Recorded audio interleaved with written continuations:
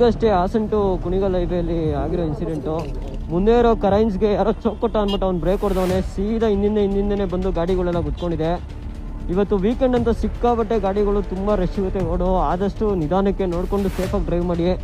ರೋಡೆಲ್ಲ full jam ಆಗಿಬಿಟ್ಟಿದೆ. ಈ ಕಡೆ ಬರೋರು ಸ್ವಲ್ಪ ಡಿವಿಯೇಷನ್ನು ತೊಗೊಂಡು ಸ್ವಲ್ಪ ಡಿವೈಡ್ ಆಗಿ, ಯಾಕಂದರೆ ರೋಡು ಫುಲ್ ಜಾಮ್ ಆಗಿಬಿಟ್ಟಿದೆ ಆಕ್ಸಿಡೆಂಟಾಗಿ. ಒಟ್ಟೊಟ್ಟಿಗೆ ಒಂದು 6, 7, 8 ಕಾರುಗಳು ಹತ್ರ ಬಂದು ಕುತ್ಕೊಂಡಿದೆ.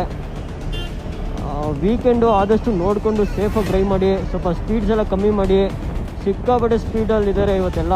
ಈಗಷ್ಟೇ ಹಾಸನ್ ಟು ಕುಣಿಗಲ್ ಹೈವೇಲಿ ಆಗಿರೋ ಇನ್ಸಿಡೆಂಟು. ಮುಂದೆ ಇರೋ ಕರೈನ್ಸ್ಗೆ ಯಾರೋ ಚೊಕ್ಕೊಟ್ಟ ಅಂದ್ಬಿಟ್ಟು ಅವ್ನು ಬ್ರೇಕ್ ಹೊಡೆದವನೇ ಸೀದಾ ಹಿಂದಿಂದನೇ ಬಂದು ಗಾಡಿಗಳೆಲ್ಲ ಕುತ್ಕೊಂಡಿದೆ.